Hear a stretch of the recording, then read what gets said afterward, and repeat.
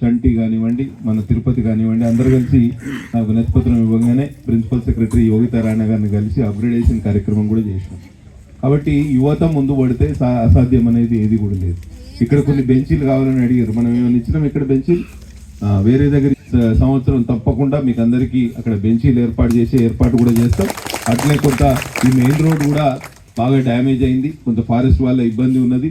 ప్రత్యామ్నాయంగా మేము మొన్న మాట్లాడుతూ గబ్బాయి నుంచి ఒక బండ్ల బాట ఉన్నది, అదైతే ఫారెస్ట్ గుండా పోకుండా మొత్తం పొలాల గుండా పోతుంది. మీరు కొంత సహకరించండి. తప్పకుండా అక్కడ నుంచి బీటీ రోడ్ తీస్తే మీకు ఫ్యూచర్లో కూడా ఏ సమస్య కూడా ఉండదు, దాన్ని రిపేర్ కూడా చేసుకోవడానికి అవకాశం ఉంటుంది. కాబట్టి తప్పకుండా ఆ విధంగా ఆర్ఎండ్బి వాళ్ళని ఒప్పిస్తా, ఆ నిధులు తీసుకొచ్చి ఆ 2.5 కిలోమీటర్లు ఏదైతే మనకు బీటీ రోడ్ డాంబర్ రోడ్ ఏదైతే ఉన్నదో ఆ రోడ్డు నిర్మాణం కోసం కూడా కృషి చేస్తా అని మీకు అందరికి హామీ ఇస్తూ, ఇది కూడా తలాయి వరకు కూడా రోడ్డు డ్యామేజ్ అయింది, కొంత ఫారెస్ట్ వాళ్ళు ఇబ్బంది పెడుతున్న మాట వాస్తవం.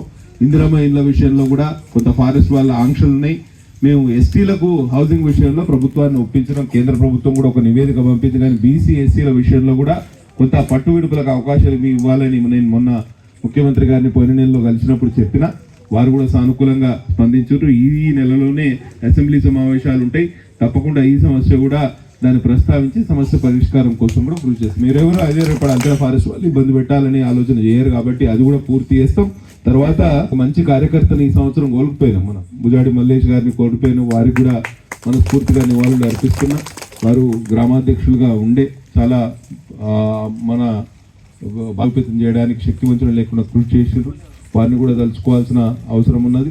మొన్న వారి కుటుంబ సభ్యులు వస్తే కూడా వారికి కూడా కొంత సాంత్వన చేకూర్చే ప్రయత్నం చేసి నేను కాగన్నారు. వారికి కూడా తప్పకుండా వారి కుటుంబానికి కూడా అండగా ఉంటాం, ఏ విధంగా ఉండాలనేది ఆలోచన చేస్తున్నాం.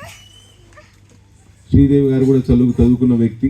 మీరు చూసారు 10 సంవత్సరాలు అధికారం ఇచ్చిన వాళ్ళు ఎంత ఆశతోటి ఉండేనో వాళ్ళకు అవకాశం ఇచ్చారు. మీరు ఇచ్చినందుకు ఏమైంది, అధికారాన్ని వాళ్ళు దుర్వినియోగం చేసి ఊరందరి మీద కేసులు పెట్టించే కార్యక్రమం, ఇబ్బంది పెట్టే కార్యక్రమం, అన్ని వాళ్ళు నాయకులుగా కాకుండా వాళ్ళని ప్రజల్ని ఇబ్బంది పెట్టే వాతావరణం తయారు చేశారు. పెట్టి మళ్ళీ ఎన్నికల్లో గెలవాలనే ఆలోచనతో ఉన్నారు. కాబట్టి దాన్ని తిప్పికొట్టాల్సిన బాధ్యత మీ మీద ఉన్నది. చదువుకున్న వ్యక్తి ఇక్కడైనా నేను ఎమ్మెల్యేగా గెలిచున్నా, గూడెం నాగేష్ గారు ఎంపీగా గెలిచి ఉన్నారు. ఈ అభివృద్ధి కొనసాగించాలంటే మన స్థానిక అభ్యర్థి ఏదైతే సర్పంచ్ ఏదైతే శ్రీదేవి గారిని, విలాస్ గారిని గెలిపించండి. అట్లే వార్డు మెంబర్లు 10 మందిని గెలిపించండి. అందరికీ ఈ గ్రామానికి అండగా ఉంటాం.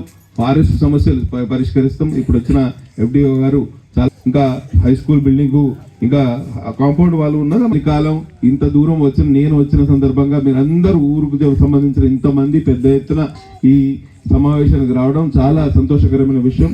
ఇవాళ